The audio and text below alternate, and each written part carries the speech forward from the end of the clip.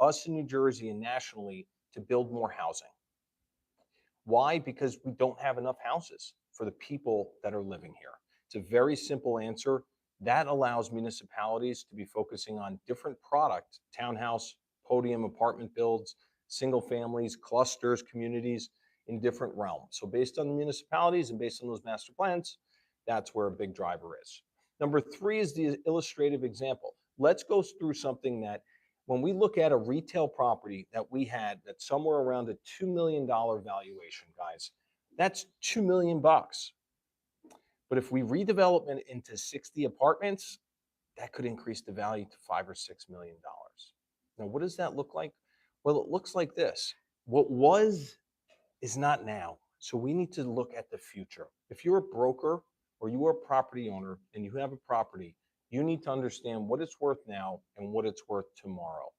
What are the trends in the master plan of the town going towards? Guys, visibly, just go drive down a town, go walk down the street. Do you see things evolving? Do you see shops shut down? Do you see new developments? That's what I'm talking about. Because if you're starting to see developments, and we call them pioneers in this game, go into neighborhoods, go into markets, start creating these buildings, you're seeing something. It's either going to be successful or it's not.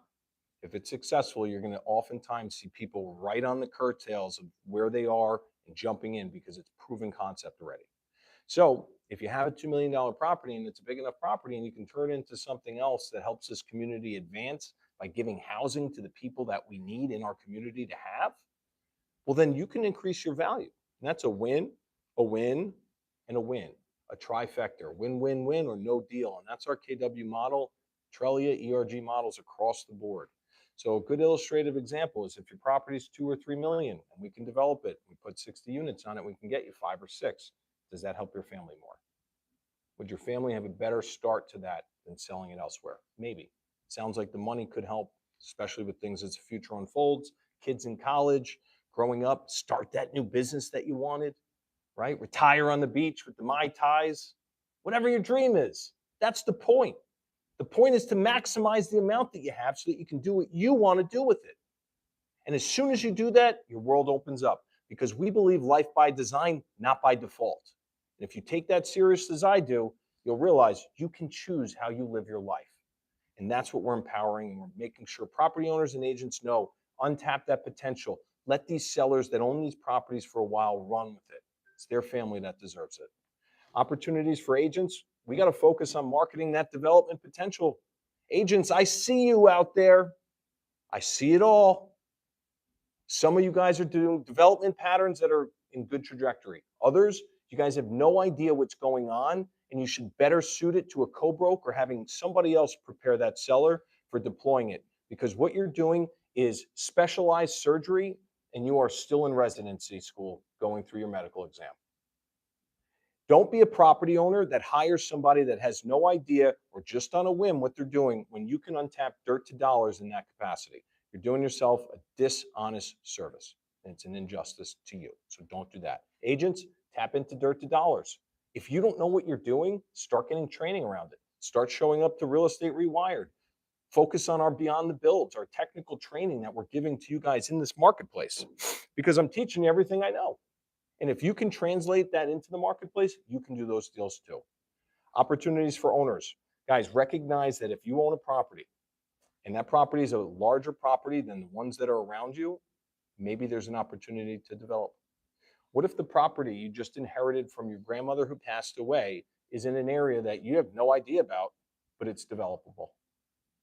Wouldn't you want a broker? Wouldn't you want a competent, knowledge, skilled saw on your team to cut right through the fat and make sure you maximize that value with reasonable terms? That's what we're talking about, owners. That's what we're untapping. If you're not taking it that serious and you're letting the agent, cousin, sister, brother, whoever jump into these dirt to dollars and these development potentials, you are going to miss out on the biggest boat opportunity of your life. Because most people, these are the biggest sales that they'll ever go through. So if that's you, don't give it away to somebody that doesn't know what they're doing. I warn you because you will have a disaster happen. So avoid that disaster. Make sure that you employ us, hire us, consider us for your first needs, as well as anybody else in this marketplace that's competent. If they know what they're doing and they have a track record, go with them, get a consideration. I'm one of many. There's many out here that are good. I'm great, I agree, but there's others too. So they can be just as good. Make sure that if you're an owner, that's what you're looking into first. Real quick, Shoot. we have or Bruce made an ebook for commercial real estate. It's 80 pages. We charge like $50, but like for people who come to stuff like this, we always give it to you guys for free. So at the end of this, if you guys want, I'll give you just give me your email. I'll send it over to you. But that's something that we always just try to like. It's a really good ebook. So if you're just trying to get started in, this is more like development stuff like that. But if you're just trying to get into commercial real estate and you're trying to learn the basics, we have the perfect like thing for you. We'll send it over for free. There's no strings attached. Don't worry. Continue. Well received. And also, if you're advanced in commercial, it'll help you sharpen the sword. Yeah. So if you have properties and you're looking at what your positioning or what your lease loss factor is, certain things that you can reposition, I have the materials for you, technically trained from CCIM courses, real estate training over the last decade. Use it, because when you own properties, you want to make sure that you maximize. And if you do a good job, you help out others, you employ more people, right? Take care of your families. That's what our goal is. So that's what we're preaching to the world. That's what we're preaching to you guys. We care about you. We want to see you win. We want to see people succeed. Genuinely, from my heart, I really do. And if I can teach 1, 2, 5 people to do this and they start a business and they make their family's life different from what it is now, over untapping certain things, or you're an agent that you jump into the first deal, 2 deals, you do 5 commercial, maybe you buy yourself your beach house, you go through something that you wanted or started, or you give it to your little brother who's going to college and needs a fund. I'm talking, these are the examples of why we're doing this. This is exactly why I'm teaching you guys to help you out. So lock in. We're going into trend number 2, which is smaller multifamilies. Guys, this is the new goal, baby. And if you haven't jumped on the train, 60, 50 units, that is what a lot of people are looking for. Why? Because it's leveraged. And this is where we're going to see the sweet spot. Because if we can get these buildings, especially in urban density, we call them urban, suburban density settings, that means that they're walking around. It means that they're walking to the retail cafe shop. They're going to a bus stop to go to the city. They're maybe the important hub that in your area would be considered. These things are all where rents start going up. And if you understand the trajectories, you can jump in and be involved in it. I.e., maybe you own a property, a condo, buildings next door are all built around you. Maybe you want to rent it out. Maybe you think the rent was $2,000 or $2,500, when meanwhile the other rents are at $4,000. It brings you up. High tides raise all boats. So that means that maybe that $4,000 makes yours $3,250, and you had no idea. That's the difference of what I'm talking about, where you can get a sweet spot with walking and having some of those favorable items.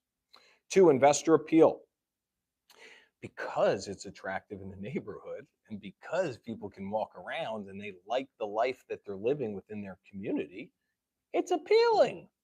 Isn't that appealing to an investor? Excuse me. Of course it is. Guys, think common sense here. If I have something that somebody wants, they like living in, they walk around, they pay the rent, they got decent credit, they pay on time, guys, investors are jumping all over it. So small multis, if you have something 6 to 50 units, boom, we're banging it out of the park. You should maximize. Why? We've gotten lower cap rates. Here at ERG, myself in particular, with our team, we've gotten cap rates that no other areas have gotten in the sale, because 1031 exchanges and owner users that are maybe living in one of those units, if it's smaller, untap the value. So what's your agent and what's your strategy towards it if you're a property owner? Because if it's not geared towards understanding where this investor appeal, market knowledge is, and some dynamics on that small multi, you're going to then just see everyone buy and sell these. And you're going to say, I'm looking for the best deal and it doesn't underwrite and the cap rate isn't this, Bruce. Yeah, great. You know why? Because the person that wasn't nearly as smart as you bought it 3 years ago, just bought it, paid for itself. The land appreciated $1 million. His rents went up 35%. This guy's no smarter than anybody else. This gal's no smarter. But because you were so smart, you didn't buy a property. And then you got left out in the market. And now the genius that wasn't really smart, right? You probably laughed at him. Ha, who's laughing now? That's the point. And if you don't take that serious, you're going to not be in the game. And if you don't realize that there's some risk involved, if you had 100% guarantee on your property being an ultimate winner, you're going to buy it, right? Well, chances are somebody else did already, or they're not going to, because there's never going to be 100%. And I'm sharing that. Our confidence factor is 80% and above. If you go to a roulette table, you go to a casino, and you got 80% and above, you're winning. I'll put my bet on that. But I will not put it on a 50-50 or even a 60-40 or even a 70-30. Why? There's too much risk. So don't do that. Small multifamilies, gold. Market dynamics, rising prices driven by high demand. Guys, there's not a lot of supply of this. Why? Because in development, we're developers, right? In development, if I'm going to get the approvals and build a 6 townhouse site, if I can build a 60 townhouse site, it takes the same amount of time, effort, and energy. Maybe a little bit more time. Just because the rules of the game change. But that's what I'm talking about. So people are going to favor it.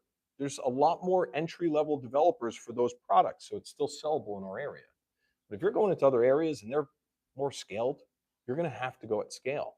And that's going to be the market dynamic. So know where you live, know what the most attractive product is. Know that if it's going to be 6 or 10 units, and if you're doing 50 or 75, it's the same amount of work, same amount of time. So developers are going to want to scale. Now, typically, they'll have that dynamic of 1 to 50, 20 to 60, 50 to 100, blah, blah, blah. We're talking about 60 to 50 units on a multifamily. Opportunities for clients. If you can untap the value with your multifamily in a 1031 exchange with a buyer, you're going to knock it out of the park. You are going to maximize the value of that property and have an ultimately very committed buyer. Why? I see all the garbage out here. I see all the terrible buyers are out here that are putting offers in, reneging on those offers, going into different terms, changing everything when you just had a deal. Those we kick to the side. So if you're going to come right, you better come hot and heavy, accurate as well, because we won't take it outside of that, nor should you. If you're a property owner and you're starting to get red flag after red flag, and throw that thing out. The agent, the buyer, whoever it is, that's what we do for you. Why? Because it's going to wear you down and exhaust you to no nth degree. And then what happens is they win because they want you to get your price down. Maybe there's some local advantages for some of the local developers if they bleed you out, right? You don't know what's going on in towns, neighborhoods. You don't know if your neighbor's for you or against you. They might look at you in the face and say, I'm for you, and vote against you. That's the difference of what I'm talking about. So client opportunities in these small pocket areas, if you own these buildings, make sure you hire us to untap that value, or hire a broker that knows maximizing the value for those is via a 1031 exchange. New gold, 6 to 50 units, trend number 2 in multifamilies. Trend number 3 is our mixed use developments. Guys, these are taking over. We're doing them, but we're seeing them everywhere. Why? In our area, there's been a lot of shift. Remember that last slide when I just spoke about investor appeal in terms of applicable warranting of a tenant to live there, walking, transportation? That's what I'm referring to. When we start going to these mixed uses, they're now accommodating having some of it. The last building, you got a pickleball, paddleball, you got a daycare center and a general store. I mean, shoot, it's 8:30 at night. You want to run out in your car and go around, run downstairs. Is that an advantage for somebody to live there? I think so. I promote that. So if you can get good form-fitting tenants in the commercial space, kind of lends itself to the residential. And if you're not thinking like that, often think like that. The only difference on that would be is we've had plans and approvals that we've gone through and we're going through right now where we've had to ixnay a commercial unit. Why? It's unfavorable. Just having a random commercial unit in the ground floor because the town zoning ordinance requires it, well, maybe they'll relief it and maybe they'll not allow that at that moment in time because it's a better plan that we have. Those are the only differences on where I wouldn't. Not to mention, most times in these developments, the commercial units are not quantified in value. If I'm doing a 110 unit project, let's say there's 2 or 3 commercial retail, they bring in money and they're warranted. Don't get me wrong, they're going to be income in your pocket, go in the bank account, right? But many of the developers won't even value them. They'll see it as a risk. They'll see it as an investment. They got to put TI money in. They got to get somebody in. It's long term, blah, blah, blah. That's what they look at. So if you know that information, you can start understanding. The mixed uses are taking over, but the retail and commercial, depending on how many units, are at sensitive level with value. Are they a little risk, the retail units, like at the bottom, are they a little risky, do you think? Well, in a setting where, we take Belleville, no. No, yeah. It's downtown. Mm. But imagine you just had a random retail and you're in Illinois. Gotta be locations, gotta be good. Yeah, and you got nobody around. Mm. You know what I mean? Your next closest neighbor is half a mile down the road or complex is quarter mile down the road. Maybe it's worth it, maybe it's not. So are towns So more appealed, like, are they like more appealed to the fact when you were to like, if you were to put just a bunch of retail at the bottom and then, residential, or, uh, commercial at the bottom and then residential at the top floors? Like, are they more inclined to say yes to a development like that if you have retail or no? Or is it not really? it depends on the town's master plan. If the town wants to see a retail corridor be built, they'll allow that. The reason they allow that would be like Hoboken, where you see 5 floor max. Yeah. You follow me? Not usually building over that unless you have reason. Mm. Outskirts of the town, you see the bigger buildings, right? Now, this is what I train on. Guys, the outskirts of town, that's where we look to develop because you can get the most relief. In middle of town, in the middle of Hoboken, you're going 4 or 5 floors. That's it. There's no relief on that, maybe minor relief, Wait, so but there's it leads to more that. relief in like the height in terms of how much you could build? Everything, relief in everything, not just height. Could be FAR, could be impervious coverage. I mean, there's a lot of technical terms that have to go into it. But think outskirts of town. Imagine you're Adam. You're the mayor of Oltaban. In the middle of town, you have the plaque, you got the municipal buildings, you've got the stores, you got your bagel store, right? You got everything in those areas and those hubs. Well, imagine you try to put a big building on that, even though it's a big piece of land. It's the middle of town. Everyone's going to know it's going to cause hysteria, right? But what if it's on the outskirts of town, kind of closer to the highway, right on that entrance path? Nobody even knows if it's really in Oltapan, Well, but it is there. But it's on the outskirts of town. What is kind of Jane? ambiguous. Yeah, what's Jane from up the hill going to say? You're right. What's If it's Steven? dead- Yeah, dead center of town, people tend to have more of an opinion on it. exactly, Drama, exactly. Think of it more. Boom, you hit it right on the head. The town's going to be focused on it. So you got to come right. Yeah. Relief? Hey, I'm on the outskirts of town, man. I'm trying to get something done here. The town looks at it a little bit differently, as they should. But this is not taught to you in a textbook. This ain't taught to you in a class outside of my own. I've had to research and do all of this information I bring to you guys on my own with people that are amazing around me. I had to put the hard work in. Thank God I got great people that have helped me raise my hands, and I've standed on the shoulders of giants with everyone around me. I could name 50 people that have helped me. Certainly not myself. But through that, I've learned little tricks of the trade like that, which is outskirts of town. So when you're going, like, when you're analyzing like a development site, are you, make or break on that? Are you kind of like more like, do you check around the outskirts first and you move your way in? Or do you ever attack the center? You know what I'm saying? Ooh, good question. Okay. The truth and accuracy in that would be I attack when it's as of right zoning, and I know that this is something that's very favorable for the town. When the town wants to see something happen, they're going to make it happen. Got it. So if that fits in that box, that kind of gives you all the wind in the sails that you need to be able to know that I can professionally engineer and master this site to something that the town would receive well based on the conditions. So after the town's interested and you can go through that, you start drafting what conditions are on the site. Those conditions you try to get as eliminated or as ease in terms of the town's connecting with it, so that by the time you get in front of the board with a formal application, the town is familiarized with it. They understand why you're doing what you're doing. Everything on unit count is not a fight. It's more, hey, the stormwater, we need a little extra. Hey, the entrance over there, it's got a blocked driveway. Make sure the refuge. And it becomes more the particulars of what the town's learned on sites to improve them. That's what I've learned. The towns want to do great by their people. And when they learn something about a site that's negative, they'll put it into the next one to try to make it better. Wow, okay. I don't blame the towns either. Yeah. Wait, what? I don't blame the towns for wanting to improve their sites. No, that's fair. I blame the towns for when they want to hold back advancing our beautiful communities. That's when we have a difference. Moving ahead, combining living, working, and retail spaces, guys. This is vibrant communities. If you've been anywhere in New Jersey, you know that communities are being built everywhere, and on top of that, throughout the United States. You go down to South Florida, you got these communities popping up left and right. It could be huge national builder communities. They could be localized. They could be by the beach. But everyone's living within small little neighborhood communities these days. Could be smaller, it could be larger, it could be city, it could be New York City. But you're living somewhere, you have a community and a network around you, the people that you're associating with, whether it be friends or just natural individuals. I know in Palo Alto, California, you're going to have different people living there than you are going to have in Boise, Idaho. So it's all relative to our areas and what's going on. So if one, you don't like your commercial real estate area, go somewhere else. Look for the highest performing trends, dive into it. Now, mixed use. Let's go into that before I go off the beaten path here. Concept.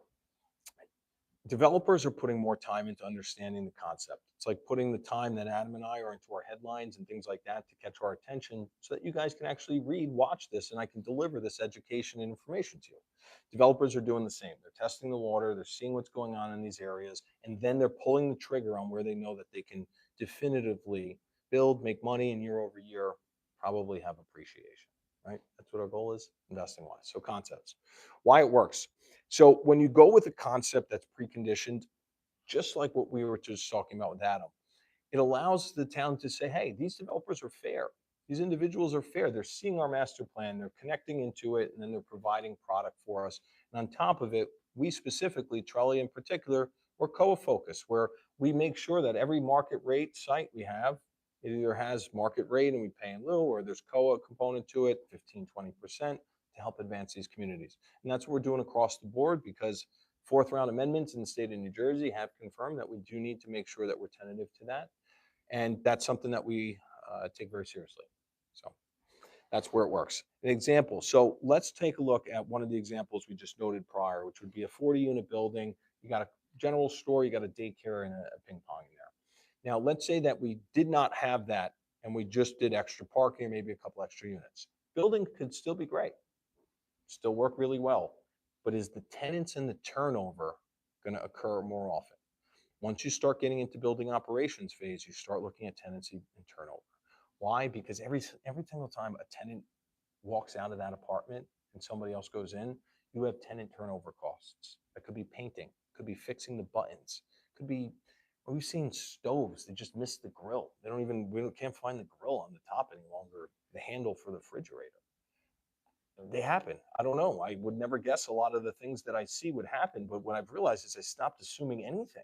And I just started receiving what people give, and then my response was where we go. So an example would be is if you don't want to live there and it becomes unfavorable, the rents are going to go lower. So judge determining year over year, do you see more people building around here? Because if you do, put that commercial space in. If you don't, leave it residential. And that's as simple as it comes because you'll have a higher yield on residential without it. Otherwise, that commercial store will be vacant and empty and everyone knows it. If you get one tenant, they turn over, your building gets stigmatized as that. So don't do it. Example right there would be a great building where you put the right tenants in and everyone lives there and they live for not just 1 year. Typically, you can keep great tenants for 2 and 3 and 4 years. And if you can do that, man, what does investing look like? Guys, that's the difference between the campfire story that you say, where you had a massive success because you had an excellent broker and a team representing you and making sure that you had that in ERG, myself and our team, or KW City Views Network, or you didn't. And all of a sudden you gave that away and your camp story looks like a disappointment, sad, plundering way for you to talk about it. Be the opposite. Be the winner in it. Be the one that maximized it, knocked it out of the park, not the one that sold it in an auction and couldn't deal with why you made the wrong choices in the commercial versus residential. It will come down to that. City benefits, promotes walkability. Guys, when we're looking at this, this is something outside of just generating tax income for the town, because when you see a new building go up, you're going to see a mixed use development. That's going to go into what? Taxable income. Every one of those rental apartments or sale apartments or commercial spaces produce income. Allows the town to maybe hire a new town planner, hire other people that clean up the snow, put money towards the school systems, etc. Now, whether or not you believe in that and putting it towards it, that's your opinion. My opinion is make sure that you give back to the cities because the cities give back to us. Even if you don't agree or love them, they all do. Guys, I don't know about you, but if you've ever needed the police, the fire department, ambulance, you've ever had a loved one that you got to bring to the hospital, you're going to want to make sure that those roads are snowplowed and salted, and that the walkway that you can walk your mom, who's in her 70s, through is properly done. And I'll tell you, if it's not, we're in a shitstorm, guys. We're in hell. And I'm saying that very seriously. These towns take care of us. Take care of them. If you see a benefit to the city, don't try to cut the city out. Try to help the city. Do what we've done, paving sidewalks of hundreds of feet for school systems in areas. Because why? They give to you, you give back. It's a give and take relationship. I take this so serious, and I hate when developers cut the nose to spite the face. Guys, help each other win, because then they look at you after that transaction in a positive light, and they don't speak behind your backs as developers, being egregious and getting a name for yourself. What we want to do is get a great name for ourselves as a great developer that's fair and reasonable. And should they leverage and go a little bit further, it's with reason. It's not because it's as of right and they think that and they're entitled and have egos. It's the opposite. It's humility. It's coming in with a plan and seeing if it fits. Does this work? Is this fitting with you guys? It's just about the approach. Opportunity. We're repurposing things. How many stores when I was a kid did I go into in a Kmart? How many? How many did you guys go into? I went into so many. Where's Kmart now? Gone. What do those big box stores look like? Vacancies. Maybe they went to a Kohl's. Maybe they went to a Dick's Sports. I don't know, maybe not. But if they're sitting there vacant, that's an opportunity. Why? We're transforming these opportunities into developments, into other plans. Maybe it's going to be a subdivision for single families where the kids are going to then have their bicycles going down the street, waving to their parents who just pulled into the 2-car garage that they have and are saying, isn't this nice? We just bought our new home. That's the difference of what I'm talking about. If you see opportunity in here, and you see these shopping centers, these buildings, and you own them, contact us. We want to help you reposition all of these properties and maximize the unit counts, the volumes, and advance these communities within reason. Within reason. Hire us. We'll untap the value because that's where you as an owner need to be. And if you're an agent and you need a co-broke, somebody that's an expert surgeon in this field, contact us because we'll help you look amazing with your client. Imagine your property and you valued it at $4 million and I got you 6. What could you do with that extra money? Those are the agents that I'm talking to that have people that are in their network right now that they're letting the authority leave and go to somebody else when they can do it right here with us. Opportunities, opportunities, opportunities. Guys, always remember when you're evaluating anything, look at what it is now and then look at what it could be tomorrow. That's commercial real estate and that's vision with investing. Moving ahead, big lesson and advantage today. Guys, mastering commercial real estate, it's not going to be easy, but it will be simple. If you understand a few key factors around what trends are right now, i.e. trend number one, our land value surpassing the building value. Biggest indicator right now. Number 2, small multifamilies. Those are the new gold. Guys, small multifamilies are gold. If you have one, untap the value with a 1031 buyer. Hire somebody that understands what that looks like. Mixed-use developments. Guys, if you're in an area, suburban, urban density settings, this has become very popular. It's become warranted. The town wants to see it. And if you can untap it, you're going to be the reward and recipient of that. Outside of that, we're going to master different factors every single week as we come here. So understanding the 5 big things as we leave and the big lesson and advantage is going to be demographic shifts. Guys, concluding this, know where people are moving and know where they're moving out of.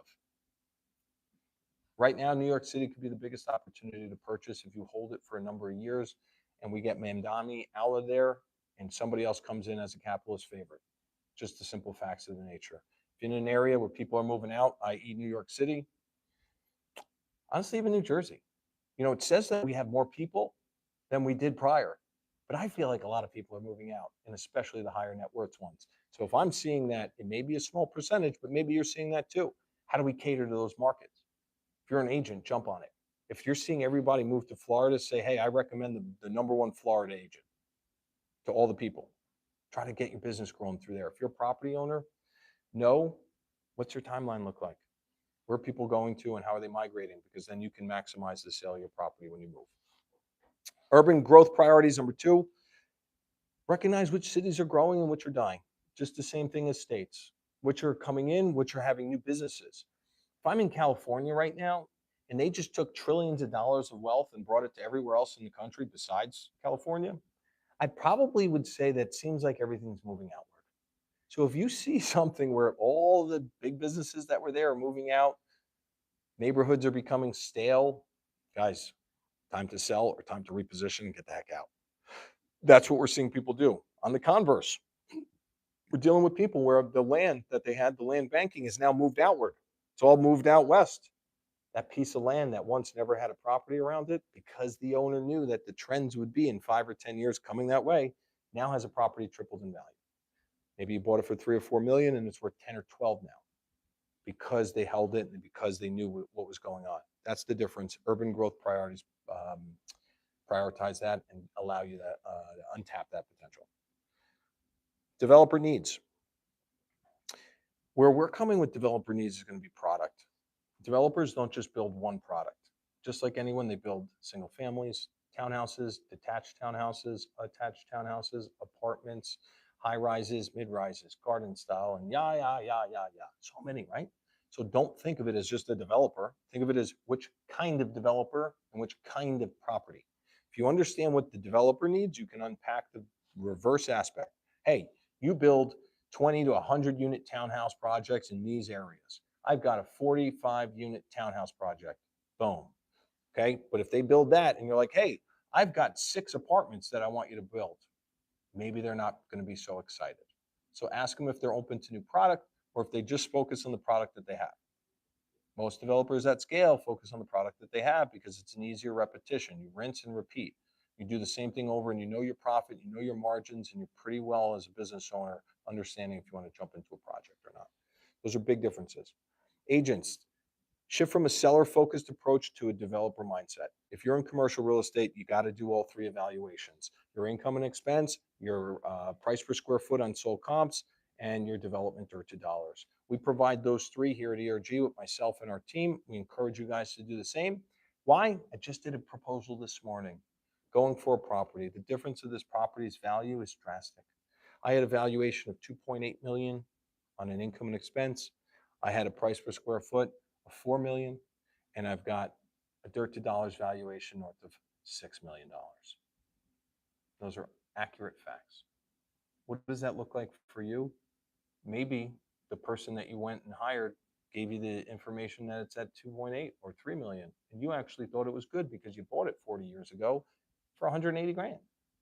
What I'm here to tell you is get a second consideration. Hire us to make sure that you can get untapped dirt to dollars, price per square foot, and income and expense valuations. If not, hire another agent and ask for those 3. And if they don't deliver it to you, go get another agent. If you're an agent and you don't know how to do this, train with us. Come into these trainings weekly. We'll teach you how to do it. Co-broke with me. I'll teach you how to do it, because if you're not justifying your client's authority to service them. I'm being plain and simple today with you guys because I see it everywhere. You guys are trying to do something. You have no idea what you're doing. You need an expert in the field to be able to do that and transact. If not, you become the expert. You put the time, effort, and energy to train. You get the designations and you go through the process it takes to go through that. It's one or the other. For property owners, recognize your property. It might be the only one you have, and you got to maximize this. That's what we're talking about. Just understanding clarity. If you don't have clarity, you're drifting away into the lands. And if I'm on the beach with a Mai Tai, maybe that sounds good. I'll drift to the lands. But if I'm locked in on a Wednesday at 10 a.m., I'm going for what I'm doing, which is my goal, maximizing real estate and doing it with ease, confidence, and comfortability. So that's it today. Subscribe, thrive as an agent or property owner. You're seeking a trusted advisor, guys. A reminder, we're here for you. If not, put in the chat, email us, talk to us, communicate us, show love, like and subscribe below if you're seeing value in this channel and what we're bringing to you weekly. In the meantime, make it a great week. Crush your goals and do it with a smile, guys. Until next time.